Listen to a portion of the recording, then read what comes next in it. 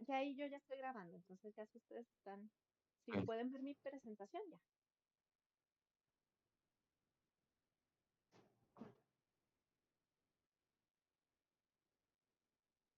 ok. Ahí está. Muy bien. Entonces, adelante. Bueno, pues buenos días nuevamente y muchísimas gracias al doctor Montiel por la invitación a presentarles este tema. Y ahorita me comentó el contexto. Espero que sí les sirva un poco de la experiencia de estas empresas familiares. Vamos a hacer un recorrido por algunas de las más representativas de las llamadas Shinise. Shinise se refiere justamente a las empresas japonesas que tienen más de 100 años de existencia. Vamos a ver un poquito los valores que destacan, las prácticas y las estrategias que pues les han permitido sobrevivir por varias generaciones, por varias catástrofes naturales, por varias crisis económicas, sociales y transformaciones políticas en el país. El objetivo que tengo pues es más o menos desarrollar una idea central, ¿no?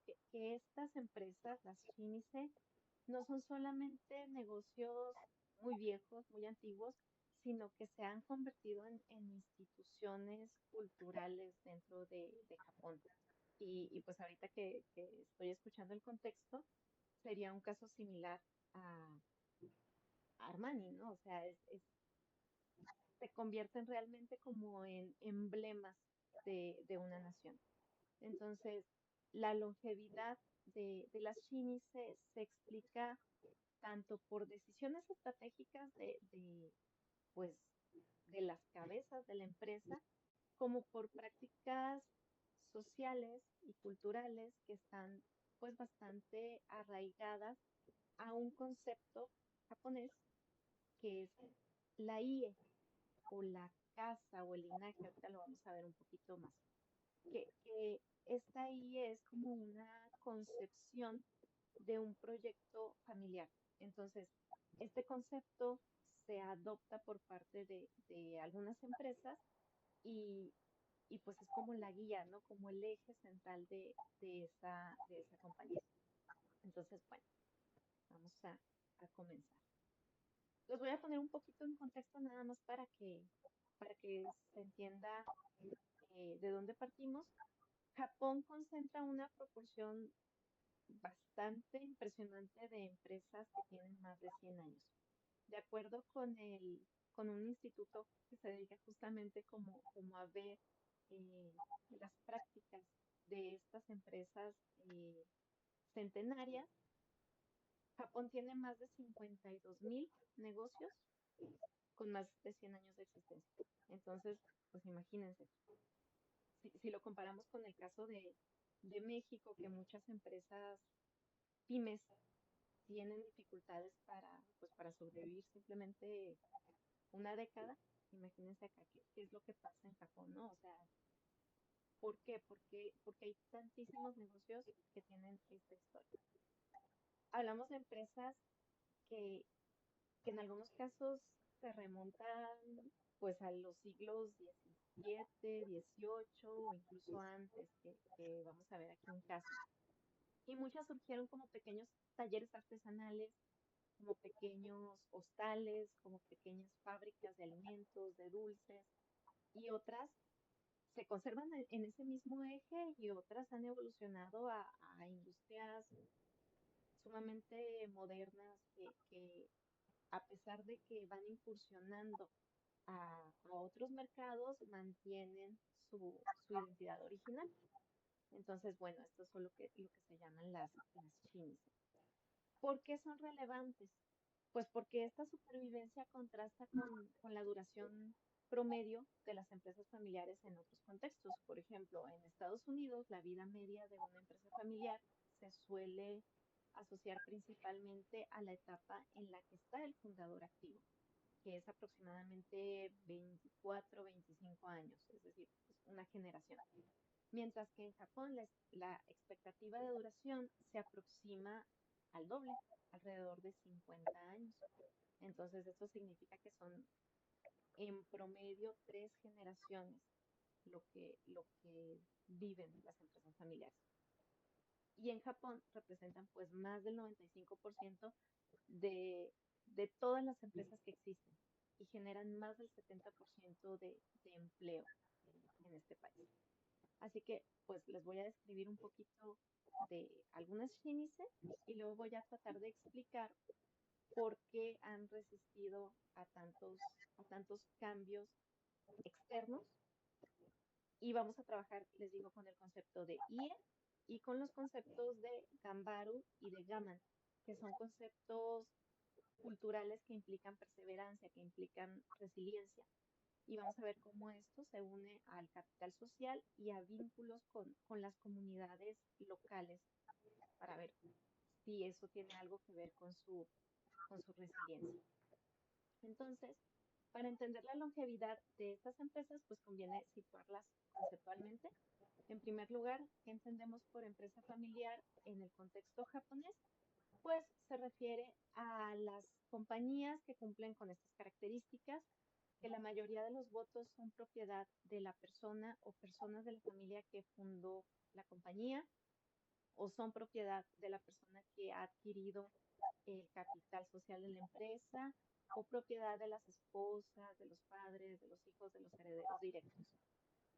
Al menos un representante de la familia o pariente participa activamente en la gestión o en el gobierno de esta compañía y a las empresas que están cotizadas en bolsa se aplica la definición de empresa familiar si la persona que fundó o que adquirió el capital social o sus familiares o descendientes poseen el 25% de los derechos de voto a lo que da derecho el capital social.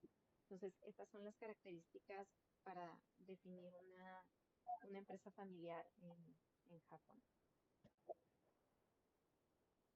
La narrativa histórica que muchas de estas empresas utilizan está directamente conectada con el surgimiento y la consolidación del capitalismo japonés.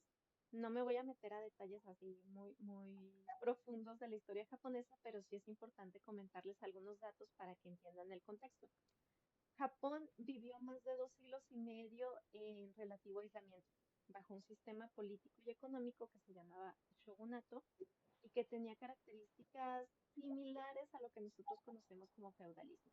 No iguales, pero para comprender el contexto basta con esa referencia. En esa época había una estratificación social muy estricta, con clases basadas en el neoconfucianismo, en donde los samuráis eran la élite guerrera, política, intelectual, pero ideológicamente consideraban que la acumulación de recursos económicos era algo inmoral. Entonces, a pesar de que eran los que dominaban el país, no eran los que tenían el dinero, digamos, no eran los ricos los que podían poner empresas. Por otro lado, estaba la clase de los mercaderes, que ellos eran socialmente considerados como la clase más baja en cuestión cultural, pero como no tenían estas restricciones ideológicas para acumular riqueza, pues en esos 2 siglos y medio fueron consolidando negocios y fueron realmente los precursores del sistema bancario y de crédito. Y ejemplos de estas empresas que surgieron de mercaderes en esa época, pues son las corporaciones ahorita multinacionales de Mitsui, Sumitomo, Mitsubishi, por ejemplo, y algunas otras que no conocemos tanto aquí, como Yasuda, pero que siguen estando. Entonces, estas surgieron de esta estratificación de clases. ¿Y luego qué pasó? En 1868 se dio un proceso político conocido como Restauración Meiji, que tuvo como principal objetivo modernizar al país a un estilo europeo y estadounidense, que eran las potencias de esa época. Y como eje central de esta restauración, pues fue implementar el sistema capitalista. Entonces, se eh, diseñaron políticas que favorecieran a ciertos grupos y a ciertas familias, que muchas de ellas pues provenían de esta clase de mercaderes. Entonces, se les dio todo el apoyo para desarrollar las industrias que en ese momento el gobierno consideraba pues claves. para, para jalar a Japón a- al nivel de las potencias de la época.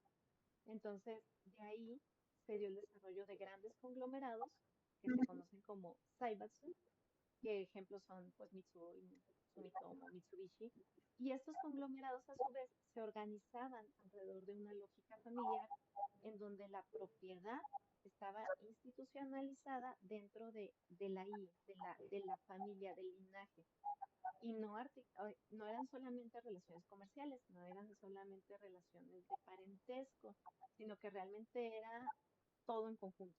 Eran obligaciones morales, económicas, sociales, políticas. Entonces, esto es nada más como para centrar este concepto de IE, ¿no?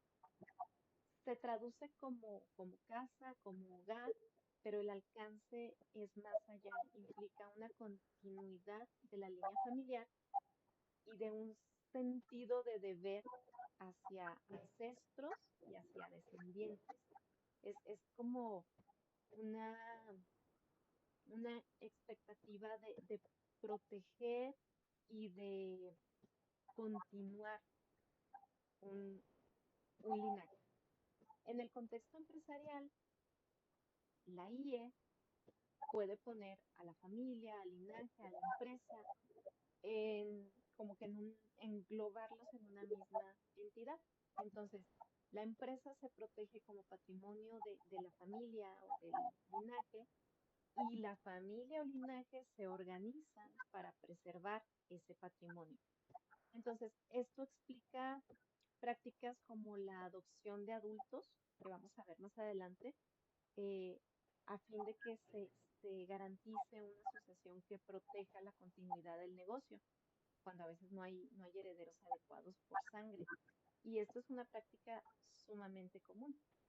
De hecho, al rato vamos a ver que en Japón empresas como Toyota, como Suzuki, como Canon, que seguramente son marcas que les suenan, han adoptado a veces a sus yernos y a veces simplemente a empleados de confianza los adoptan como hijos, o sea, ya siendo adultos, para asegurar una continuidad de la familia a cargo de la empresa.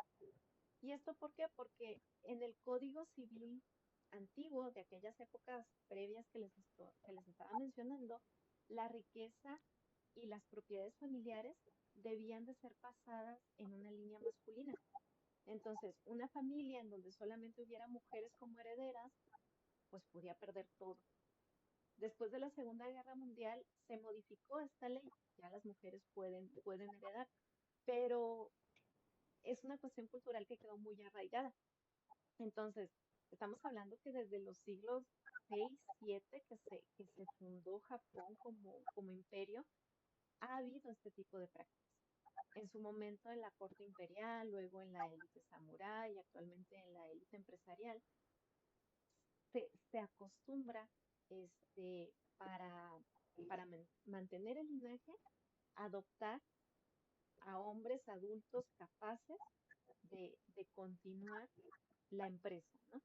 De hecho, en Japón actualmente hay reportes de que el 98% de las adopciones que se dan no son de niños o niñas, sino son de hombres de entre 20 y 30 años, es decir, de hombres que ya han demostrado que pueden ser herederos de un linaje, ya sea de un negocio, de una línea política, de una línea a veces hasta eh, de artistas. Muchos artistas también adoptan herederos para que continúen mm, con su estilo de X tipo de arte.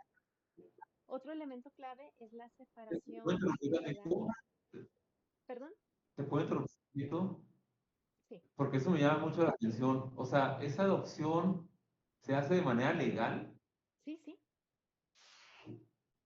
O sea, no sí. solamente es yo puedo adoptar a un hijo como tal, ¿no? Como hijo, sino que también puedo adoptar a alguien de manera legal como hijo de empresarial, pues.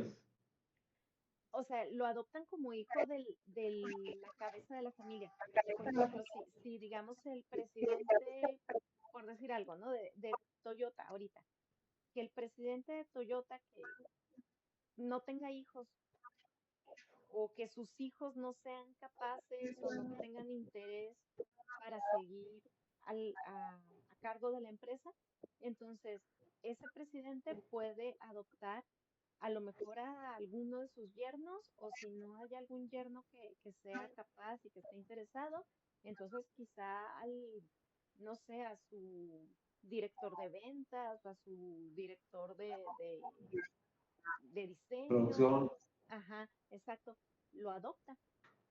O sea, legalmente lo adopta, legalmente esa persona se convierte, o sea, adopta el apellido y todo, y entonces puede heredar.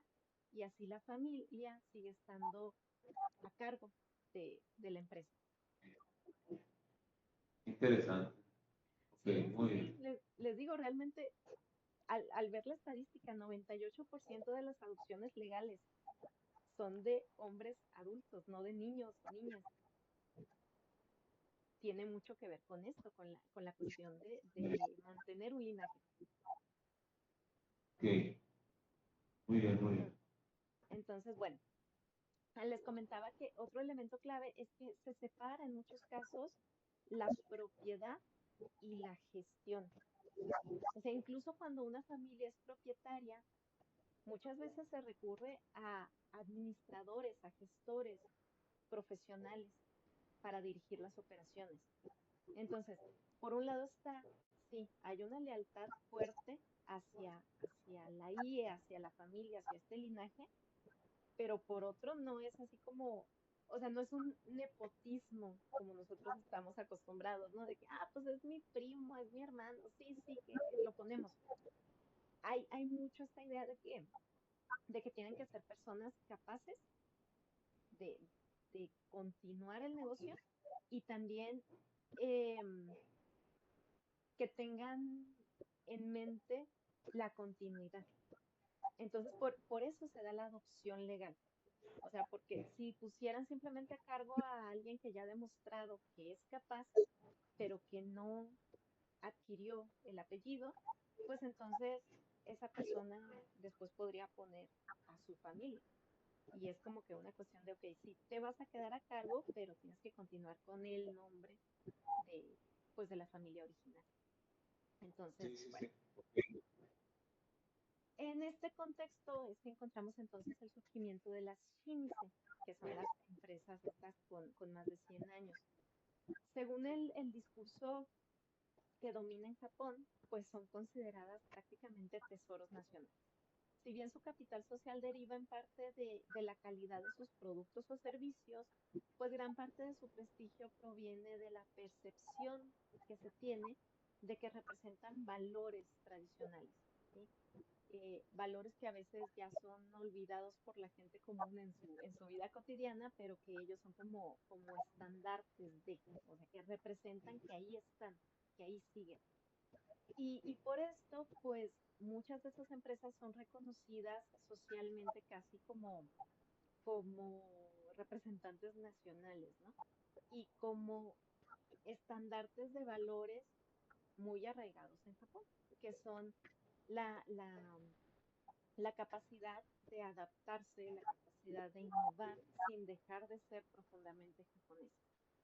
Sin embargo, bueno, pues estas expectativas también pueden suponer una limitante para quienes están a cargo de los negocios, especialmente en entornos que muchas veces pues escapan a su control, como vamos a ver ahorita en algunos casos, en donde lo que voy a hacer es extraer algunas de las narrativas que utilizan los miembros de estas Shinise eh, sobre cómo sus empresas familiares han superado las dificultades a lo largo de los siglos y vamos a ver, bueno, qué tanto es una narrativa simplemente como parte de la mitología de la empresa y qué tanto sí es algo que se pueda llevar a cabo. Bien, voy a desarrollar en más detalle los tres ejes que explican esta longevidad, que son la relación con la comunidad, el capital social que genera y la resiliencia junto con innovación, ¿sí? Todo esto en torno a proteger un linaje. En la literatura se encuentra que la mayoría de las empresas familiares en Japón siguen valores que traducen y denotan de cierta forma los de la comunidad a la que pertenecen. Entonces, representan una identidad colectiva. Y esta circunstancia, pues, les otorga cierto estatus, cierta legitimidad dentro de su comunidad. Los casos que les voy a mostrar, pues vamos a ver cómo consideran las mismas personas a cargo que ese capital social ha sido crucial para sostener sus negocios a pesar de muchas crisis. Vamos a ver primero el caso de Hoshi. Mm, Vamos a ver aquí el caso de Hoshi, que es una posada, como un hotel estilo japonés, que se les llama ryokan. Eh, Este es el negocio familiar más antiguo del mundo. Se fundó en el año 717 por un monje budista que se llamaba Taicho Daishi. Y en la mitología de la empresa dicen que esta persona fue guiada por una deidad a un manantial de agua caliente en un pueblito en Japón, cerca del mar, y que le ordenó a un discípulo que construyeran un lugar para recibir a las personas que quisieran beneficiarse de las aguas termales. Y desde entonces, 46 generaciones de hombres de esa familia han dirigido este hotel, esta posada tradicional. Entonces, a lo largo de los siglos, este hotel ha sido dañado, pues ya se imaginarán, múltiples veces por tifones, por inundaciones, por terremotos, que son algo súper común en Japón y más en las costas. Las catástrofes han devastado al pueblo en donde está localizada montones de veces, pero según el presidente actual, la posada ha sobrevivido siendo uno con la comunidad. Entonces, ellos tienen el lema de que deben de devolver el 80% de las ganancias a otros por todo el apoyo que han recibido y se las arreglan con el 20% restante. Entonces, los empleados de las posadas, que son más o menos 70 personas, son de esa localidad. Muchos han trabajado para esta posada toda su vida, también incluso por generaciones. Y en otras épocas los empleados solían vivir ahí y sus hijos se convertían en empleados. Entonces, esta posada depende también de los proveedores de la región para su comida, para los servicios. Todo anuncian que la comida que ellos sirven, cada ingrediente que utilizan es de origen de ahí, de la localidad. Entonces, el prestigio de la posada también se transmite a los proveedores y pues a toda la comunidad que participa en en el servicio. Entonces, cuando llegan los tiempos críticos, cuando hay desastres, la posada apoya a sus empleados, apoya a la comunidad. Les digo, ellos pues lo dicen, no sé si se puede comprobar o no, pero ellos lo dicen públicamente, está en su página web, que ellos devuelven el 80% de sus ganancias a toda la comunidad. Entonces, claro que cuando hay crisis, pues también la comunidad los apoya. Muchas veces hay ahí registros en la narrativa de que los empleados, cuando ha habido algún desastre, pues a veces ayudan a reconstruir o prestan sus servicios sin recibir un sueldo por un tiempo en lo que se recupera esta posada, ¿no? Entonces, es como pues esta interacción muy cercana del negocio con la comunidad. Hay otro ejemplo que es el de Hakajuku. Esta es una confitería, hace pastelitos de arroz y fue establecida en 1707 cerca del santuario Shinto más importante de Japón. Y este Shiniset, esta confitería, también se enorgullece de utilizar solamente ingredientes que son cultivados en la región y que son reconocidos por proporcionar el mejor arroz, la mejor azúcar, o sea, los mejores ingredientes, ¿no? Y en su sitio web, pues también se hace llamar el Acapulco de Ise. O sea, Ise, les digo, es el santuario. Entonces, se vincula con esa comunidad, mostrando que la historia de la empresa es parte del santuario, es también una relación muy cercana. Hay otro ejemplo, Yamasa, que este es lo que se dedica es a elaborar o comercializar salsa de soya. Eh, y de haber sido un pequeño productor del siglo XVII, ha crecido hasta convertirse en una empresa que exporta salsa de soya a nivel mundial. Tiene sucursales en Estados Unidos e incluso ha expandido el negocio a otras industrias relacionadas, a otro tipo de salsas y de condimentos. Pero a pesar de su crecimiento, la sede y la fábrica principal permanecen en la pequeña ciudad en donde se fundó y mantiene los vínculos con otro pueblo pequeño que, que es el origen de la familia fundadora, la familia Hamaguchi. Esta empresa enfatiza la importancia de fortalecer los lazos con las comunidades locales. Dice la leyenda que en 1854, cuando se dio un gran terremoto y tsunami en esa región, el fundador que estaba ahí quemó las varas de arroz que tenían para hacer la salsa de soya, las quemó para alertar a la gente de que venía un tsunami y ayudarles a evacuar a tiempo. Es decir, o sea, agarró lo que tenían de materia prima en su fábrica, lo quemó para que se viera el fuego y avisar a la gente. Y después del desastre construyó viviendas temporales y proporcionó equipo a los aldeanos que habían perdido todo para que pudieran reconstruir el pueblo. Entonces, pues en este mito, leyenda de la empresa, pues se dice que la visión social siempre ha sido parte de los valores de, de Yamasa. Y luego está el caso de Gekeita, que es una fábrica de sake con oficinas de venta en todo el país y también algunas en el extranjero. Y a pesar de su crecimiento, esta empresa también sigue ubicada en donde se fundó, que es un pequeño poblado cerca de Kioto. Y en 1982 abrió el Museo del Sake. Y todo el objetivo de este museo, pues es justamente mostrar las profundas raíces que tiene la empresa con esa comunidad y, y pues con el objetivo también de promover la cultura del sake.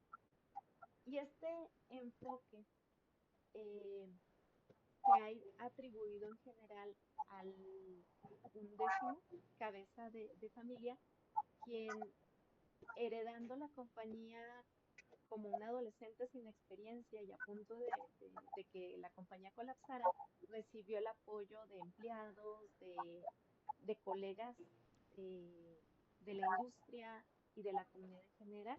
Entonces, cuando logró salvar a la compañía, él donó terrenos y donó fondos para construir un hospital municipal y una estación de bomberos ahí en la localidad. Y también dio becas y se involucró a sí mismo y a su empresa para promover el bienestar de esa comunidad. La página de la empresa, que está tanto en japonés como en inglés, muestra estas tradiciones y muestra esta historia, no solamente relacionados con la empresa, sino con la comunidad.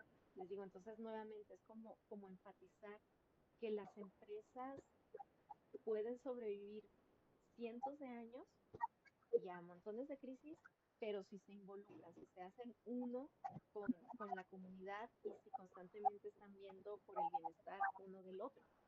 Entonces, que no se enfocan solamente en las ganancias a corto plazo, sino que tienen una perspectiva a largo plazo para el beneficio de, de la sociedad en general. Entonces, fomentan estas relaciones de, de familia también con sus empleados y con su comunidad. Aquí es importante subrayar que la relación pues no es solamente, digamos, emocional, sino que tiene impactos concretos en la supervivencia de la empresa. Los empleados que sienten un vínculo cercano con su compañía y con la comunidad, pues tienden a aceptar condiciones temporales de sacrificio. Esto obviamente si perciben que el negocio va a continuar y que eventualmente pues va a ser también para su bienestar, como el caso que les comentaba hace rato del hostal en donde los empleados a veces pues aceptan trabajar sin sueldo cuando el hostal se ha visto afectado por desastres o algo, pero después son pues compensados, ¿no? Ah, Oye, yo no, sí. este vínculo tan fuerte que existe, que se quiere generar comunidad, empresa, familia, empleados, entre todo estos grupos de interés, como se le llama acá, ¿no? En el occidente, ¿no? Estos grupos de interés que forman una familia. ¿Tiene alguna raíz en alguna religión o en alguna corriente budista o en alguna creencia? Sí, sí, sí. Les digo que mucho tiene que ver con el neoconfucianismo, que se implementó como base de la cultura japonesa desde el siglo XVI aproximadamente. Entonces, aunque no se, la mayoría de los japoneses no se declara religioso, pero el neoconfucianismo quedó permeado en la cultura japonesa. Entonces, todas estas cuestiones de comunidad son, son parte central de la identidad japonesa. O sea, ellos son una nación que tiende al grupo, a diferencia del, por ejemplo, la cultura occidental, que solemos ser más individualistas. Entonces, claro, esto no es para idealizar a Japón, ¿eh? O sea, obviamente conforme Japón se ha abierto al mundo, pues también ha ido cambiando su cultura, sobre todo entre las nuevas generaciones. Pero esa es una de las características de estas empresas, que tratan de fortalecer y de conservar estos valores tradicionales. Entonces, por eso hacen muchísimo énfasis en sus narrativas como parte de su, de su misión, conservar estos valores de comunidad. Sí. Bien, ahora, aunque las shinises se asocian justamente con la tradición, con estos valores tradicionales, esto no significa que no se muevan, o sea, que permanezcan inamovibles. Por el contrario, muchas de estas empresas pues han tenido que estar innovando sistemáticamente, pero siempre desde esta lógica de proteger el núcleo, lo esencial del negocio. Y aquí voy a meter los dos conceptos que les mencionaba en la introducción. Son dos conceptos claves de la cultura japonesa, pero también para la permanencia de estas empresas. El primero es Gambaru, que es un concepto que expresa perseverancia, esfuerzo sostenido y como que la idea de no rendirse.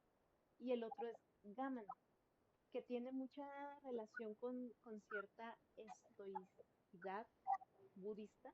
Es como una idea de soportar las adversidades, de mantenerse firme.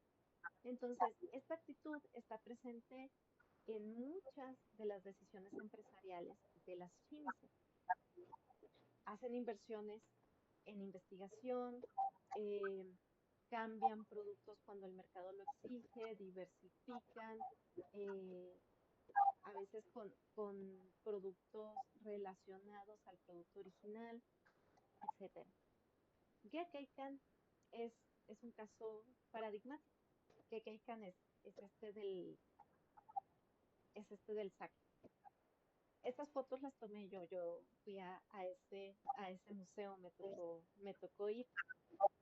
Y les digo que es un caso paradigmático porque ahorita les comentaba que uno de sus presidentes, el 11º, le tocó recibir la empresa él siendo adolescente y la empresa ya estaba a punto de quebrar, ¿no? Y que le ayudaron ahí en la comunidad y después pues él hizo ahí algunas buenas obras por la localidad. Ahora, el 14º presidente, eh, él es el que está actualmente y él subraya la importancia de la innovación, pero también de evitar así como que expandirse temerariamente y que se ponga en riesgo la empresa. Entonces él dice que tradición significa innovar. Dice que la empresa tiene 380 años de tradición, pero esa tradición ha permanecido porque han estado innovando continuamente. En 1909, el, el que estaba de presidente trató de encontrar una forma de producir sake durante todo el año y poder distribuirlo en todo el país. Entonces estableció un instituto de investigación de elaboración de sake e innovó una técnica para evitar los conservadores químicos y para embotellar el sake, que fue la clave para el crecimiento y la consolidación de esta empresa después de un periodo de luchar contra ciertas políticas que se estaban implementando en el país.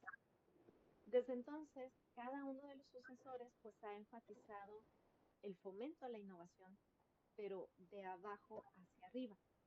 Es decir, que los empleados, los que están directamente en el proceso de producción, vayan innovando. Y ya una vez que llega esa idea a la cabeza de la empresa, bueno, pues simplemente se digamos que se valida, ¿no? El actual director de la empresa estableció el premio IDEA con la idea de inspirar justamente a sus empleados a innovar. Él dice que durante la época de posguerra y durante las principales crisis económicas que sufrió, que ha sufrido Japón a inicios de este siglo, pues la sociedad japonesa se estaba abriendo a influencias extranjeras y entonces el consumo de sake cayó y pues obviamente la empresa estaba viendo así como que, ¿qué hacemos? ¿Cómo podemos mm, permanecer si ya ahorita cada vez menos gente consume sake? Entonces creó nuevos productos de acuerdo con las demandas de las nuevas generaciones y con los segmentos de mercado que estaban viendo. Y así desarrolló el sake sin azúcar, aquí estoy, eh, el sake sin azúcar, el sake sin alcohol y el sake dirigido a mujeres principalmente, que es ese rosa que se muestra en las fotos, ese tiene añadido colágeno. Entonces es así como que, bueno, diferentes productos para diferentes sectores de mercado, pero eso no significa que dejan de vender sake y siguen desarrollando la producción desde la forma tradicional, simplemente hay nuevos productos, ¿no? Y de hecho, sí se ha revertido la tendencia y hay una nueva cultura de beber sake. Ahora, otros casos, déjenme ver aquí, Toraya. Toraya es una confitería muy conocida en Kioto y en 1788 un terremoto, perdón, un incendio devastó gran parte de la ciudad, incluida esta pequeña fábrica. Para superar esto, el 9º presidente estableció un manual de empleados con el objetivo de reformar la tienda con altos estándares que permitieran reconstruirla y retener a los clientes. La mayoría de ellos, de esos clientes, pues eran gente de la casa imperial. Entonces, pues imagínense, claro que era para seguir proveyendo dulces a la familia imperial, necesitaban tener altos estándares, pero con una fábrica destruida, pues era como, ¿cómo le hacemos? Entonces, eh, cuando el presidente se enfrentó a esto, implementó este manual y lograron restablecer su producción y lograron reconstruir su tienda. Después, en 1923, hubo un terremoto muy grande y también en ese tiempo, pues cayó obviamente la producción, cayó el consumo de dulces porque la gente pues, ni siquiera tenía casas. Entonces, otra vez se enfrentaron a desastres y a crisis externos a ellos. Y durante ese tiempo, el presidente creó nuevos productos, incorporó métodos publicitarios innovadores para llegar a empresas y mantenerse en el negocio.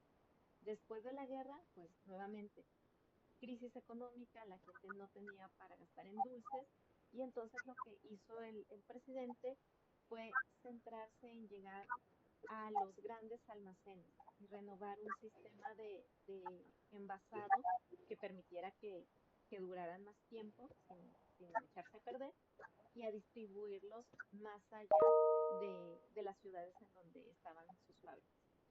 Entonces, se ha enfrentado constantemente a estos desastres. En 2011, que fue también el gran terremoto y tsunami del este de Japón, otra vez se volvió a enfrentar a problemas. Los ingredientes que utilizaba para hacer sus dulces se cultivaban precisamente en estas zonas que, que sufrieron el desastre. Entonces, pues otra vez, tuvo que comenzar a probar con ingredientes de otras regiones, asegurarse de que los que provenían de ahí no tuvieran toxicidad del desastre nuclear, etcétera, ¿no? Entonces, también ha sido como que parte de su desarrollo el estar encontrando soluciones ante crisis externas. Y luego tenemos el caso de Acapulco. En 1877, esta confitería, que ya les había mencionado que se encuentra cerca del santuario más importante de Japón, estaba en una gran crisis porque, por un lado, estaba todo el nuevo régimen político, social y económico de la renovación Meiji, y obviamente en ese tiempo, pues casi no iba gente al santuario. eh, Porque pues estaban en otros, había otras prioridades. Entonces, esto afectó obviamente al negocio. Y después hubo un desastre natural. El río cerca de la tienda se desbordó y destruyó la tienda y todas las calles circundantes. Entonces, ante estas circunstancias, la esposa del presidente y su hijo innovaron un nuevo postre, un nuevo pastel de arroz con ingredientes que no eran utilizados en ese momento y se los ofrecieron a la emperatriz. Y este dulce le gustó mucho a la emperatriz y eso otra vez hizo que se desatara la popularidad por los dulces tradicionales. Después de la Segunda Guerra Mundial, también el presidente murió en el campo de batalla y esto llevó a la compañía a una crisis. Y entonces, como su hijo era muy joven, lo que hicieron para proteger la tradición de la empresa, pues hicieron un registro de sus productos. O sea, la viuda lo que decidió fue registrar, así como eh, marca registrada, todos sus productos. Y esto también le llevó a protegerlo. Y así sucesivamente, o sea, cada vez que se enfrentan a una crisis, pues la idea es el gaman, el soportar las dificultades y el gambaru, buscar soluciones. Y quizá uno de los elementos pues más singulares y más eh, discutido de estas Shinice, pues es, les digo, la centralidad de la IE, del linaje, la continuidad de, de la institución que es más importante que la continuidad de la sangre. Entonces, volvemos a lo de las prácticas de adopción de adultos. Estas prácticas se llaman mukoyoshi y son la adopción de hombres adultos para que tomen el rol de sucesor, o bien la estrategia de casar a alguna de las hijas con un hombre apto para que lidere la empresa. Y estas prácticas no son menores, permiten realmente que la IE escoja talento capaz de preservar a la empresa, aunque no sea de línea sanguínea. Les digo, aquí es súper importante esto, que no es un nepotismo como estamos acostumbrados.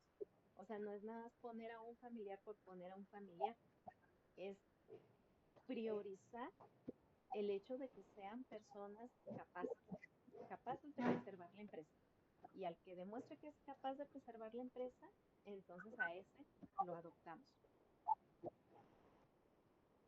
Eh, Ahora, ¿qué es lo que pasa? Obviamente, todas estas cuestiones tienen mucho que ver con la cultura y como les decía, la cultura ha ido cambiando y entonces ahorita muchas de estas chinis se enfrentan a diferentes retos.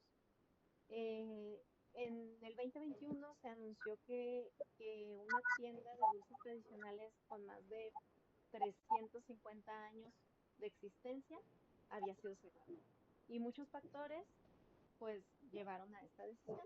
Los grandes almacenes ya habían dominado el mercado y ya muy poca gente iba a esa tiendita. El alquiler se había multiplicado en los últimos años y debido a la pandemia, pues también el flujo de clientes disminuyó. Pero el elemento crítico que empujó la decisión de cerrar esa tienda después de 350 años fue que ya no había sucesores para hacerse cargo. Y, Ni por adopción. y por adopción, pues lo que pasa es que como la tienda era muy pequeñita, pues nadie se quería hacer cargo, porque volvemos a lo mismo, es la cuestión de elegir a alguien que quiera la responsabilidad y que acepte los sacrificios que implica mantener. Entonces, en este caso, la tiendita era muy pequeña, no encontraron quién continuara y decidieron cerrar. El caso de, del hotel este que les mencionaba que está desde los años 700, también se enfrenta actualmente a una crisis porque no encuentran un sucesor claro. El actual presidente tenía un hijo que estaría a cargo, pero ese hijo falleció joven. Y también tiene una hija que está aprendiendo del negocio, pero todavía no la percibe lo suficientemente fuerte o responsable. Entonces, hasta el momento dice que pues va a elegir a su sucesor dependiendo de, de quién pueda cumplir el, el deber de preservar ese hotel. Posiblemente adopten a alguien, o sea, ahorita todavía están viendo, pero es como es una cuestión clave para estas empresas. ¿Quién va a ser el sucesor? Y Oye, en ¿y el este, gobierno no, sí, el gobierno no se involucra en ello para preservar esta institución japonesa de esta tradición japonesa? no, pues más allá de permitir las adopciones de adultos, no hay como que políticas públicas destinadas a esto de la preservación. Hay muchas políticas públicas que se están implementando eh, en apoyos para la innovación, en apoyos para la promoción de, de todas las empresas tradicionales, pero pues en sí como para asegurar que se conserve el linaje, pues es que es algo como que muy peculiar de cada empresa, porque precisamente son las cabezas de la empresa quienes evalúan si hay alguien competente y si hay alguien lo suficientemente, em, digamos, apasionado con el negocio, porque eso es lo que preocupa mucho a las cabezas de estas, de estas empresas. Dejarlo en manos de alguien que no vaya después a decir, ay, no, pues mejor la vendo, o no, pues la voy a cerrar, o sea, ya no me interesa. sino que de verdad estén comprometidos a preservarla. Y cuando no hay tal persona, pues prefieren cerrarla. Entonces, para estas empresas, pues la IE, o sea, por eso el concepto es tan importante. Esta IE, este linaje, es primero que los individuos. Y también es primero el talento antes que la sangre. Entonces, la relevancia de los valores que resuenan con los del negocio es crucial, pero también encontrar que el siguiente líder tenga esta mente innovadora, proactiva, resiliente y que comprenda la misión de la empresa y que el propósito principal es protegerla, proteger la empresa y proteger sus tradiciones. Entonces, cuando ningún miembro es capaz o cuando ningún miembro está alineado a este objetivo, pues es cuando se elige a una persona de otra familia, de fuera, y cuando ya de plano no, pues deciden cerrar. Entonces aquí es importante enfatizar como que la dimensión también moral. La persona que asume la dirección no solamente hereda la empresa, así como que, bueno, pues ya, ahora ya tengo esta empresa para mí. No, no, o sea, realmente hereda la obligación de proteger una tradición. Y muchas veces por encima de ganancias personales o de prestigio o de otras oportunidades, porque ya hacerse cargo significa que pues ya si salen mejores ofertas laborales, pues no, tiene que sacrificarlas. Entonces, esta idea, eh, pues es más entendida como una misión, ¿no? O sea, como una misión intergeneracional. Pero también hay otros retos, obviamente, a los que se enfrentan estas empresas. Hay presión económica. ¿Por qué? Porque, pues sí, ahorita Japón ha estado enfrentando un estancamiento económico desde hace un par de décadas. Y esto afecta principalmente a las empresas familiares. O sea, por mucho que haya políticas públicas que tratan de apoyarla, pues en un contexto de estancamiento económico es complejo. La pandemia obviamente también agravó mucho la vulnerabilidad de muchas de estas empresas porque muchas son pequeños hoteles, pequeñas tiendas de dulces, pequeñas, o sea, pequeños negocios que se vieron afectados pues, por la falta de transeúntes, ¿no? Y la falta de turismo. Aunque ahorita, los últimos años, con el flujo de turistas extranjeros, pues varios han encontrado un nuevo boom. También está el cambio en los patrones de consumo. Justamente como muchas de estas empresas están relacionadas con productos o servicios muy tradicionales y ahorita las tendencias entre las nuevas generaciones de japoneses pues han ido cambiando, se han ido globalizando, pues esto también obviamente los lleva o a innovar, como en el caso de la empresa de Sake, o pues a preguntarse qué hacer, ¿no? Requieren obviamente inversión en marketing, en nuevos empaques, en nuevos canales de venta, o pues ver qué es lo que tienen que hacer. Y antes muchas de estas pequeñas empresas pues no se preocupaban por eso porque siempre tenían como que clientela eh, fija. Y finalmente pues está esta tensión entre tradición y modernización. Si bien las Shinse han sabido innovar, siempre lo hacen con cierta prudencia. Y la velocidad de la transformación tecnológica, pues ahorita exige respuestas mucho más rápidas.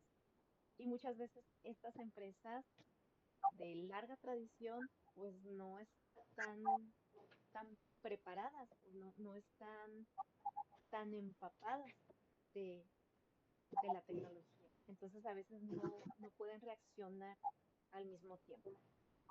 Pero pues a pesar de estos desafíos, sí cuentan con palancas de resiliencia, ¿no? O sea, cuentan con estas redes comunitarias, cuentan con el reconocimiento de su marca, tienen mucho capital simbólico, porque les digo, sí, el gobierno lo que sí hace es promoverlos como tesoros nacionales.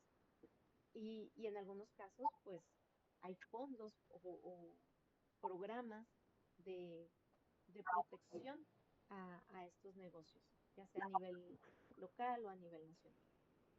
Em, y entonces, bueno, pues para cerrar, se pueden destacar algunas lecciones prácticas de estas físicas. Lo primero, pues sería la importancia de pensar a largo plazo. Estas empresas nos enseñan que priorizar la permanencia sobre las ganancias inmediatas puede ser realmente una estrategia sostenible. Esta perspectiva, pues obviamente obliga a tomar decisiones que favorezcan la reproducción intergeneracional del proyecto, más allá de los retornos trimestrales o anuales, ¿no? La segunda lección, pues que la empresa se puede convertir en una institución cultural. En muchos casos, eh, pues estas empresas no son simplemente agentes económicos, sino que realmente son como que protectores de prácticas, de memorias, de cultura. Y esta dimensión cultural, pues les da legitimidad y también les genera como que cierta lealtad por parte de su clientela que les permite eh, resistir algunos de los choques de las crisis externas. Y aquí pues es importante reconocer esta relación que mencionábamos entre la empresa y la comunidad, que muchas veces la empresa se percibe como parte de una comunidad. Entonces su supervivencia resulta en una interdependencia que va más allá de cuestiones de mercado. Y aquí, pues, las políticas públicas, las alianzas, pueden fortalecer esa relación y ser como que una estrategia para sostener a la empresa en momentos de crisis. La tercera lección, pues, sería la cuestión de innovar, pero innovar con ciertas raíces.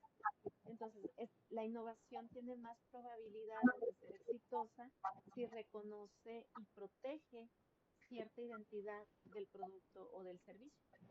Entonces, eh, en los casos de las FINICE, las transformaciones que van dirigidas a ampliar mercados o a adaptar procesos son más efectivas que, que simplemente cambiar totalmente de línea, ¿no? Cambiar totalmente de producto. Y la última, pues sería esta gobernanza flexible, esta, esta apertura a ver al linaje más allá de la relación sanguínea y, y esta práctica japonesa de adoptar sucesores que sean competentes, que en donde la prioridad es preservar la institución.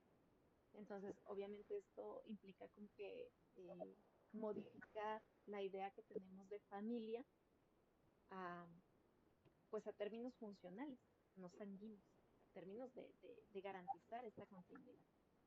Y pues entonces vemos que las shinises son un ejemplo de cómo las empresas pueden sobrevivir a largo plazo mediante esta mezcla de arraigo, de innovación prudente y de redes sociales bastante sólidas, ¿no?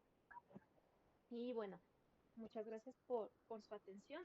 Este es el código que lleva el capítulo justamente de donde surgió la presentación, por si a alguien le interesa. Y ahí está también mi correo por si después tienen alguna duda más precisa. Pero hasta aquí lo dejo y quedo atenta a sus preguntas. Oye, yo tengo una pregunta. Tú mencionabas que el gobierno japonés sí tiene estructurada una estrategia para apoyar a esas empresas que tienen más de 100 años, ¿no? Esas empresas longevas. Ujú, sí. Eh, ¿Hay alguna experiencia similar en el mundo en donde los gobiernos tengan alguna estructura en ese sentido que tú sepas? Que no sé, que en algún otro país haya algo en ese sentido. Sí, el caso que se me viene a la mente inmediatamente es el coreano. Estos dos países, y eso es sobre todo reciente, ¿eh? Los dos países están implementando unas políticas de promociona las industrias creativas muy fuertes desde inicios de siglo.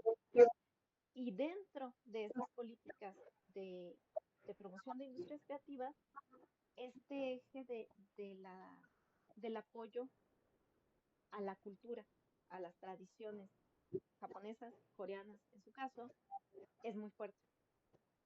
Y si se fijan, o sea, últimamente lo vemos más con el caso coreano, pero también el caso japonés tiene una campaña muy fuerte de promoción cultural y está arraigado, uno de sus ejes, en esto, en conservar ciertas cuestiones culturales. Entonces, dentro de esas políticas públicas, pues sí, están como que estos fondos de, de apoyo a las empresas que tienen cierto rango de antigüedad y que producen ciertos eh, productos o dan ciertos servicios que son considerados muy japoneses o muy coreanos en su caso. Ok, y bueno, tú eres socióloga. Desde el punto de vista No de la necesariamente. sociología. Ah, bueno, pero tienes especialidad en sociología, ¿no? Algo así. Sí, en cultura, en estudios culturales. Bueno, entonces, ¿cómo ha sido? Porque supongo que ha de haber pasado alguna vez que estas empresas de 700, 800, 300, 200 años, llega un punto donde dicen, Vamos, cerramos, y cierran. Ujú. ¿Cómo es, cómo es el duelo nacional? ¿Hay duelo nacional?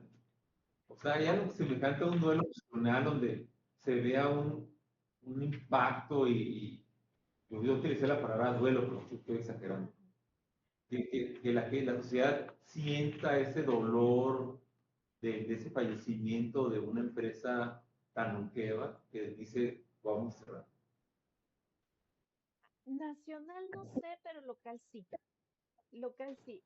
En el caso que les mencionaba ahorita de la pequeña dulcería que tenía más de 350 años y que decidió cerrar en 2021, Sí, estaba localizada en Asakusa, que es como un barrio muy tradicional de Tokio. Y es un barrio que es frecuentado por turistas tanto locales, nacionales e internacionales.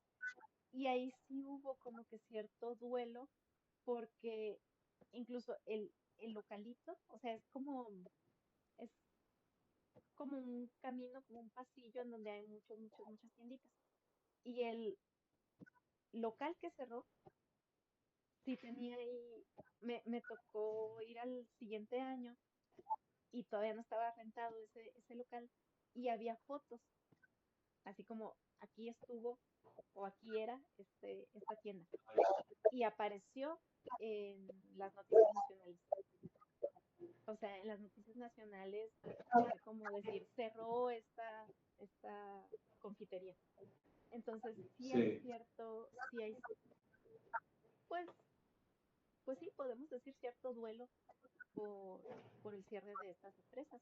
Habría que ver si llega a pasar como en el caso del hotel, siendo la empresa más antigua del mundo, que cómo se manejaría, ¿no? Pero la verdad es que son pocos casos.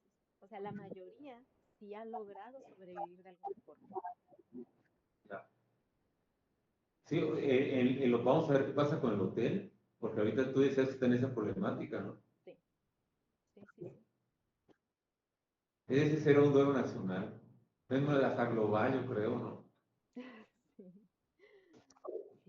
Sí, porque es la Es- empresa que está con el registro más antiguo. sí, sí, sí. ¿Alguna pregunta, jóvenes? ¿Que tengan?